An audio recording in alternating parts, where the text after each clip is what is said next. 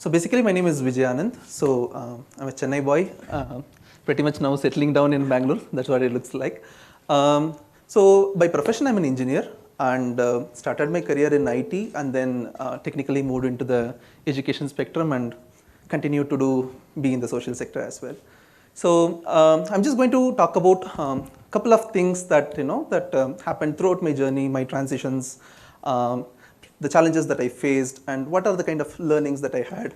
So some of these areas is what predominantly we are going to talk in the next 20 minutes that I have. So basically for me, when I started, the first thing that I want to look into was like, whether should I transition? Like I had a good, comfortable career in IT. I was into banking, doing a lot of programming, mainframes, technically settling down with a lot of opportunities, on-sites and good clients and stuff like that. So technically there's a lot of thing happening in action there, and IT was in boom when I was doing it. So the sector looked very good, and at the same time, when I was doing this IT work for about 3 years, at the same time I was used to volunteer for a shelter home in Chennai on weekends, Saturday and Sunday. So it technically started with a commitment of 2 hours over the weekend, and I felt so connected with the kids, and I started saying that the 2 hour became 4 hours in the weekend, 4 hour became 8 hours, 8 hour became 12 hours in the weekend. So technically I used to do a morning, 8 hours of shift in the shelter home on weekends. So that continually, started going for about 1.5 to 2 years. Then I really felt there was a point where I need to decide, saying that, okay, IT career is good, a lot of perks and things are available, but I also felt the kids whom I'm dealing was from the social strata, they were not very good. So they were all accessing the government schools. So the quality of education and what they could understand was absolutely nothing. Okay, so they couldn't do a simple addition when they were in 7th standard and things like that, which there is a lot of statistics that we know how the country is performing. So I could see all of that practically there. So that's when I had to decide, saying that, what next for me? Is that something that I would like to continue or I want to go into? So I looked into the transitioning state, and for me, finding purpose was the primary goal. Is that what I want to continue as a job, where I never put any thoughts whether I want to go into IT. I went into engineering, there was a campus, I just moved, that's all. Like, there is no logic behind why I chose IT to work. It was just a natural transition that was happening, and I was just accepting everything that was on my way. So at this point of the time, the very first time in my life, I started to think, what is that I really wanted to do the next 20, 30 years of my life? Okay, I came here, I have two options. Either I can continue or look for something else. So I didn't know about what are the career choices that I can do or transitioning with an engineering degree.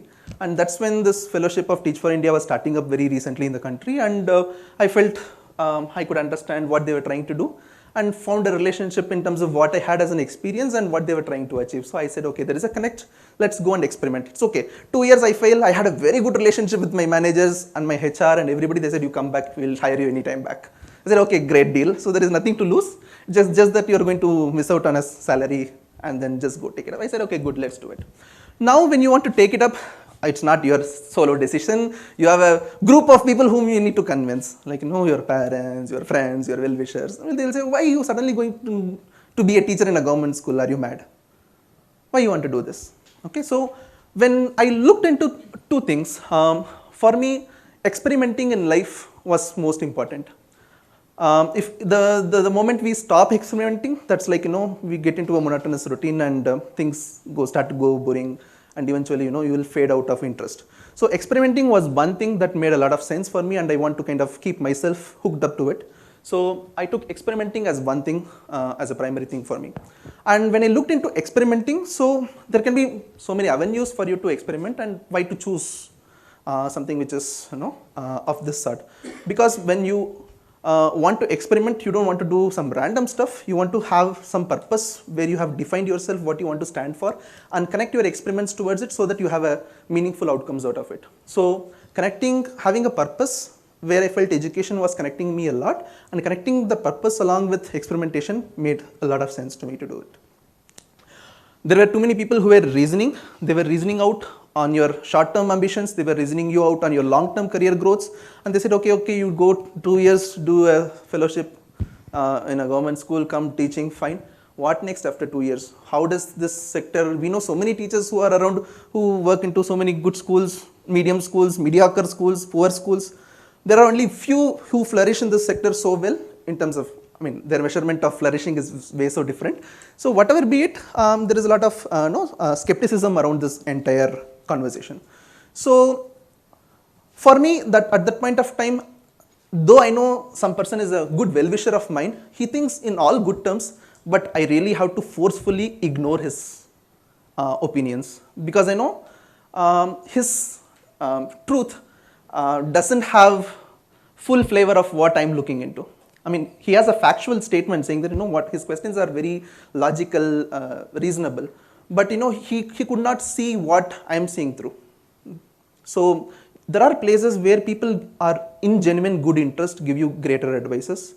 For me, it is your judgment that you need to put into place to kind of take those decisions or not to take those decisions. So that made a lot of sense. So I convinced some people telling why I'm doing this. Some people never agreed to what I ever did. I just have to say, no, I'm taking this call and I'm okay to willing to take this risk. And the third point was, my family was my most supporting ecosystem. They said, oh, go ahead. They said, we know you so well. I don't think you would have decided anything overnight. If you have decided, you have given enough thought, and there is nothing for us to say in this. If you have decided this is what you want to do, go ahead. We will support you. So my supporting system was so strong at home, where I don't have to, you know, kind of fall back or kind of, you know, to kind of convince them a lot. To just give a background about our family, like my father lived in EMIs for about 25 years of his career. So technically, we never had access to a lot of finances or anything, and he was against the union in something, so he never had a promotion in his career for about 25 years or things like that. So technically, you know, all our education, all our family chores, the house building, whatever we did, everything was on long EMIs. So anything that I don't, contribute back to my home is really a pinch that everybody has to take. But thankfully, my brothers were kind of earning well at that point of time, and we kind of settled well. So they could offset what I was trying to do. So my family was very supportive for me to have this transition happening. So I kind of thought at that point of time I had a purpose, and I'm walking towards my purpose. So that was my phase of, you know, transition. So when I was in the phase of transition, to quite some extent, I started experiencing transform little later in my life. Okay, Teach for India gave a lot of experience, which is fine, working with kids, understanding the education sector, nuances of education system, teaching methodologies. We get a lot of insights and kind of educated about the sector itself. Okay, but my transform moments didn't come from the 2.5 years that I worked. So after my fellowship, I moved to Bangalore and I started working with a school. Okay, so this school was kind of a very new concept, kind of a hybrid school.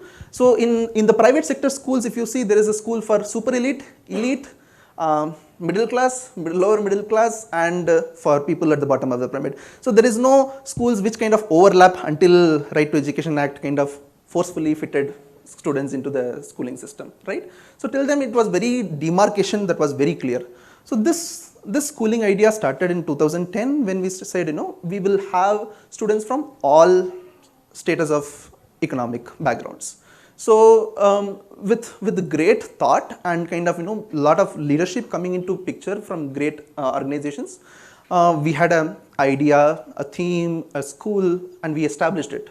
So we had kids of doctors in Narayana Hridayalaya, top management of Infosys sending their kids to the school. At the same time, we had children of farmers, auto drivers, community workers, people who were doing local wages. So kids from all economic strata were kind of getting into the school. So how we kind of ran the model is, people who could afford will pay 100% of the fee. People who couldn't afford will offset by not paying 25%, not paying 50%, not paying 75%. It depended on whatever their background. So based on their affordability, we were trying to pull up a model. So this model was kind of working well. There was a challenge from the government. Okay, so we were trying to run the school in a community space. So which means what happens is, if you run in a community space, you have to surrender the land to the government, and government will declare that land as a community space and give it back to you, after which you can start your construction and everything. We submitted document for 4 years. We had to wait for 4 years. The government never gave the land back to us. So technically what happened, one fine day, there was a notice from the government saying that you can't run the school here. So you have to shut it down. Either you demolish or shut it. So we had no choice because the land never came back from the government. We had to demolish the school. So we demolished. April 15th, we demolished. Next year, we have to start the academic year in June. In 2 months, can you build a school? Of course, technically not. Okay. So we said, how are we going to do this running of school in 2 months? Well, you have no physical space to kind of hold the children. So we said, let's go to the apartment nearby. So we hired some 10, 11 houses, 2 BHK, 3 BHK, whatever was available, we hired. So we had 3 classrooms in Tower A, 3 classrooms in Tower B, 5 classrooms in Tower C, something like that. In 3rd floor, in 7th floor, in 4th floor, all kind of combinations that you can imagine. Now, at this point of time, if you have a child and where you know that the school doesn't have an infrastructure and a building, will you be still interested? That's the April month where other schools are kind of, taking admissions for the next academic year. A lot of opportunities are available and many schools wanted to increase their enrollment. So this is a space, okay? And you as a parent, what will you do?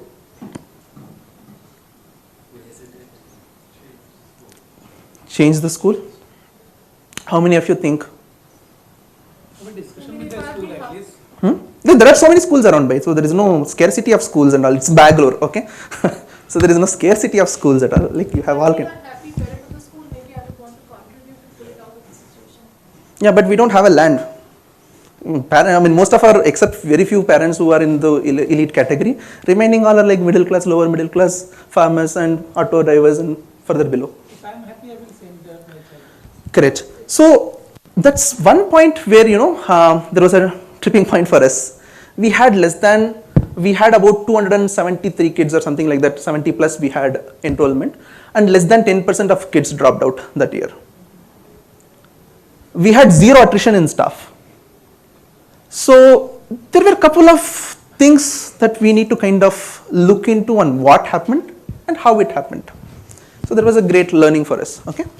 So one thing that we understood is we used to kind of, we had a principal, great gentleman, Mr. Rajan Karke. So he comes from the, Krishnamurti Foundation and schools with a lot of experience and stuff like that. So his leadership was amazing. And I was kind of second in leadership, kind of taking care of academics, curriculum, technology, training, admission, transport, accounting, reporting to funders, donors, whatever be it. Okay, so there is multiple areas that second leadership as was taking care of, pretty much into every vertical and operations of the school that was possibly available at that point of time.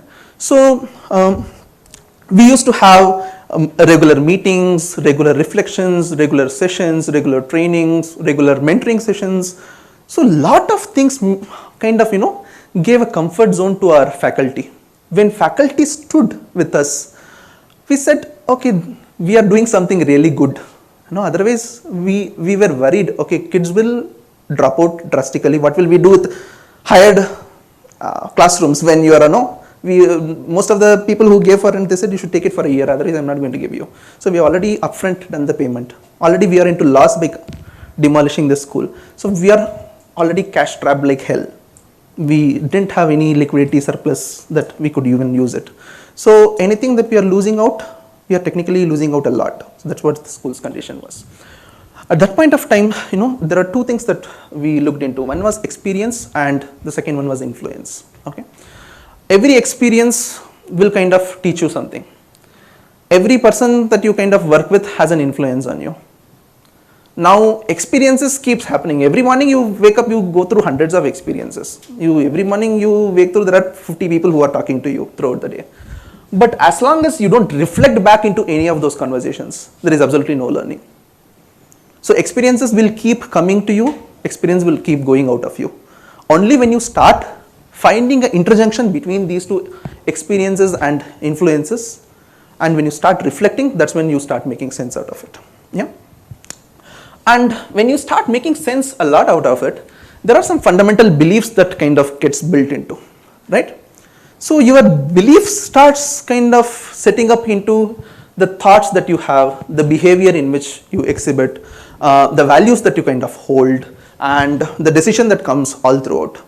So some of these actions and influences that we had with our team for the last 2-3 years that we had, I think it kind of significantly set up a value for the culture, value for the place that we were doing, and there was a culture and there was a huge trust. Okay, if this person stays, the leadership is staying, so I don't have to worry.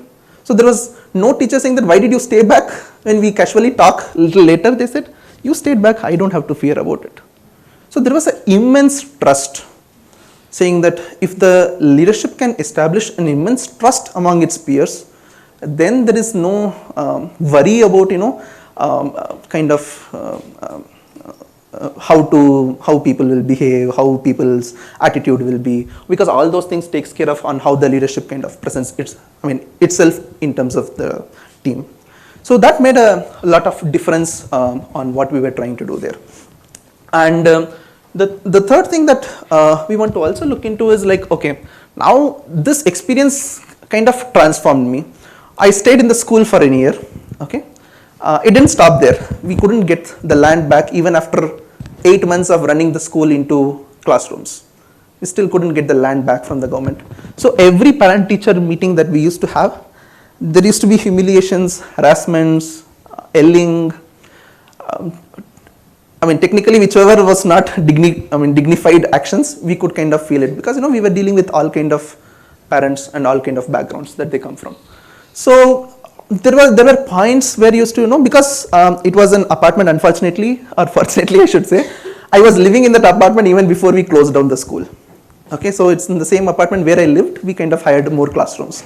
So technically I meet with a lot of parents every day, in the lift, in the staircase, when I go out for eating, when I come out for something. So I have to meet everybody every day. So there used to be days where I used to skip meals because if I step out, I have to answer parents. So it was to that point where, it kind of started bothering you. I know we are not failing as a school, but somewhere, I started feeling ashamed of myself of not being able to pull this, because as a part of leadership, you are taking accountability for all the actions that's been done for what the school stands for. The major point where we also failed was we said we will be a CBSE school. Our affiliation never got through because we didn't have a land on our name. So you need to have a 20-year land lease at least to get an affiliation. So we don't have a land, you don't get an affiliation. So in this 4 years of journey, kids from 4th, 5th grade almost are up to the 9th grade, 10th grade, they're going to take up their CBSE exam, if at all, by next year. We had to tell parents, call up and say, it doesn't look like we will be able to do CBSE. I think we will have to enroll them into state board. But we promised everybody, and our fee structures, everything was aligned to CBSE. Parents came back and said, we are okay. It doesn't matter. One parent took the child out, rest all from that batch and gave a state board examination. So it's not only the belief structure what we work with, it's kind of how you kind of message what you do to your stakeholders out there. So how we kind of resonate with the how we can compromise all these things only if your quality was top notch. So when we ran the school into the apartments, we ensured the quality of education never even dipped. So there was huge processes that were set, there was regular mentoring sessions that were given to the teachers, how to kind of facilitate, because we went into a budget housing, so which means the space that you have for hall might be not even as good as your bedroom. So technically you have to put 40 students into that space and kind of help them to learn well, perform academically good, build values, characters, do fun activities, do clubs, do sports. You can call it whatever it is, everything happened. There was zero compromise on any of those things. So that gave a lot of reinforcement into the thoughts of the parents, and parents stood with us. And by end of next year, we still didn't have a school. Okay, so we had to go to a temporary lease for 2-3 years, and we built a temporary structure and said, this is what we call it as school, and this is where we will run it. It's just a low roof and sheets. I said, this is what we'll run. We had 50 new admissions. So the messaging that went out made a lot of difference. So parents were happy about the quality of education, and they understood at this point of time in this locality, there is no school which is going to give this quality of education that what we were what my child is getting. This word of mouth and the behavior what these kids were exhibiting in the community kind of inspired other parents, saying that, oh, why this kid is able to do this, she's able to talk so well, she's able to express herself, this child is doing this. So parents were kind of more happy to kind of put them back. So stakeholder messaging is extremely important. You may do some 50 great work, but unless and until you kind of, message it out so well, it's not going to have its impact. I mean, like, it's as good as marketing. Like, you can have a great product, but if you keep it in a dirty cover, nobody is going to even touch it. So as long as you make the cover fancy, people will buy it, no matter how the material is inside. Okay, so it makes a lot of difference in the social sector as well, to kind of keep your stakeholders informed about every decision that you do, every milestones you cross, and keep them happy about everything that you do. I mean, not happy technically in the happy sense, but keep them updated about everything that's happening, which will kind of keep them happy, right? Now, this journey kind of put me into a transformation mode. Now, the third part comes into where Aritra came into play. Okay, it was quite a few years that I was working into this school, and I felt, the model in which we are operating, I was a cost burden, and they will not be able to offset my salaries in terms of the model that we were trying to choose. So I had to voluntarily pull myself out of the school, and that's when I moved into another NGO, which was called Learning Links, and it was working pan-India. So I started working with different corporates, because we were predominantly working on CSR funds. So we used to work with large corporates. Now there was every program that I used to sign up with, we used to work with corporates. So generally the HR team or HR leadership or somebody very senior vice president or somebody will be looking into the portfolio of CSRs. Or there are corporates who had a separate dedicated manager looking into it, but generally many corporates also had this kind of arrangements where senior leadership was working. So we used to have this engagement very closely with them in terms of monthly once we will meet, give them update what we do. They will talk about what is the strategy for next quarter, how are we performing on these indicators, what is the scope of growth, where can we expand. So the conversations is never ending, you keep on going with multiple conversations. So technically what happens is, the influence of what those leaderships conversations that we used to have, we used to kind of take it with us. I mean, for us, we don't get access to, I mean, we had leadership access within our own organization, but we never had an industrial kind of connect, because their thought process is way too different. I mean, they will think everything in terms of, there should be a cost benefit, there should be a child ratio benefit, there should be a A to B ratio, C to D ratio. So when it's like, we don't think too much in it, all these ratios, okay? So technically when we said, okay, if this is what people are looking into, then we need to kind of make people understand what we are trying to do. One thing we need to try to do is, corporate people are confined to a boundary, and they don't very frequently step into the social space to see what's happening on the ground.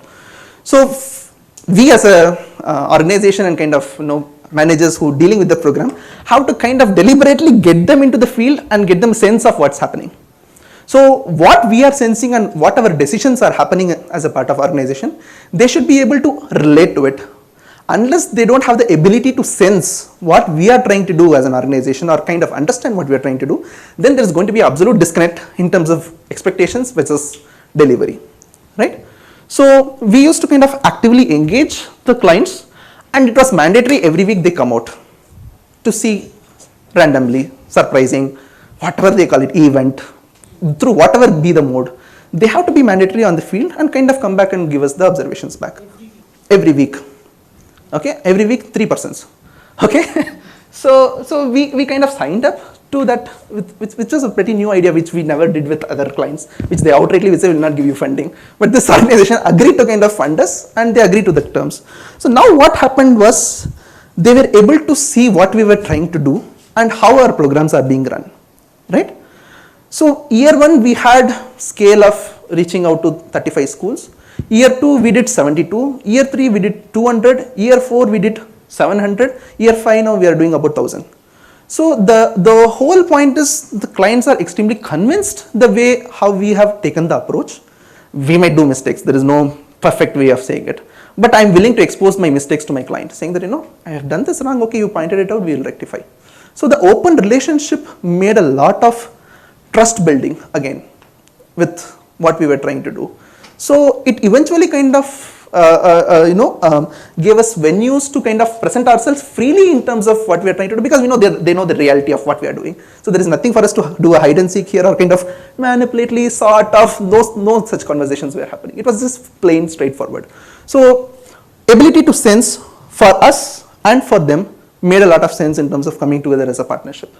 And the third thing, now corporates have a set of expectations. My teams are purely teachers who had experience from schools, small schools, big schools, coming from villages. They are from different backgrounds. For them to understand the vision of corporate and all is too big to kind of relate and kind of map and work towards it. So we have to really break down. So we have to say, if a task is given, we don't expect performance. We have to first make them understand why the task is given. What is the expectation? So when you are very clear about why I should be doing this, okay, then performance comes into place, because you understand what you want to do. Many times what we expect is, I want you to deliver A, B, C, D, E, but why? I don't see why I should be doing it, and I don't know why I should be doing it tonight, because you need it. I'm not interested in doing it for you because I don't like you. So the relationship between the teams and the people doesn't go so well unless and until you explain them what is the purpose, why you want to do this, and kind of resonate that with the team. So once you kind of start resonating, it becomes so easy. This performance kind of, I started doing little later in my career during the fellowship, because I felt I used to always tell them what you should do, how you should do, but I have never said why you should do, or why I'm asking you to do this, and why only you should do it. Okay, so these parameters I used to miss it, but now we are kind of doing it a lot, so it is kind of easing everybody out. Now anything that I say, because I have explained 5 things in the past why it is being asked, the 6th thing, when I allocate a task, they know what is the correlation of it and the significance of it. So it makes my life much easier in terms of getting the work done. Yeah.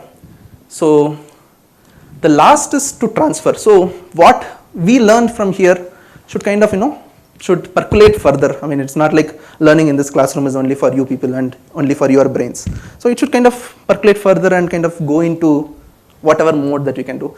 Social sector is a space where, investment on people is too less in terms of building their capacity, unlike the private sector. So unless we don't take a ownership of kind of percolating those ideas into our team, then it's not going to scale up anywhere. So building capacity is most important. You should be very happy if your team is able to kind of, outperform what you are thinking, because then they can take up the job and you are free to take up the next role.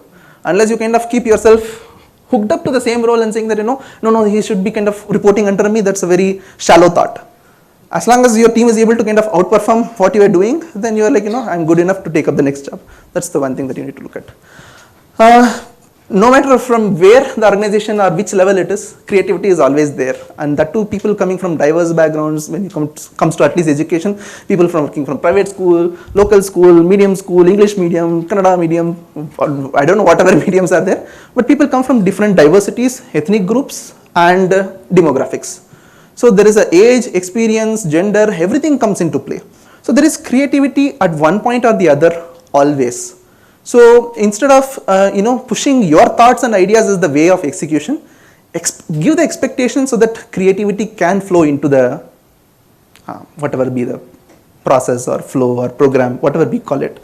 So give space for creativity, and it is okay if some creativities will be matching your expectations, some things will be above, some things will be below.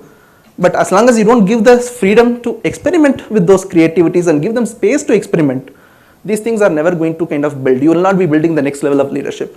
If somebody has to kind of step into your shoes, then they should fail a couple of times to at least to kind of understand what it is to be you. If you don't let that space to be created and kind of keep on kind of holding, this is my shoe, nobody can come, then you are going to be in that shoe forever. The other person might take some other shoe and move forward. Okay, so it's very important that you kind of let others to kind of experience what you are doing and kind of give that space for them to work around with. Finally, empathy. I think I know some managers within my team who had been very rough and tough, like like the way of style of execution is very different from people to people. But you cannot at any point of time afford not to be empathetic about what you are doing.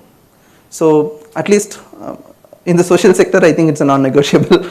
every other sector should be also non-negotiable, but I agree with at least social sector to begin with, kind of be running this entire campaign of being empathetic at the forefront of how organizations be more empathetic. With empathy, people understand you in a much better way. You don't get into judgments about people on why they are behaving this way.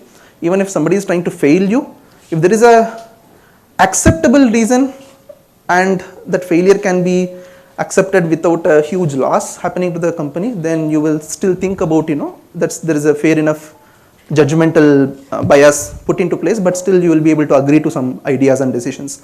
But if you don't have empathy and kind of jump into conclusions at the start about everything that's happening, then people come here because of passion, and if their passions are being questioned and hurt, they're going to revert back. They are not going to stay with you for a long time, or they'll not be delivering at the potential that you expect them to do it. So in a nutshell, yeah, your teams should kind of learn from you, and at the same time you should be kind of working towards your team becoming better than you. So these are kind of my journey, and this is what I start with: my transition, transformation, and then transfer to others. So these are my four T's. Yeah, thank you.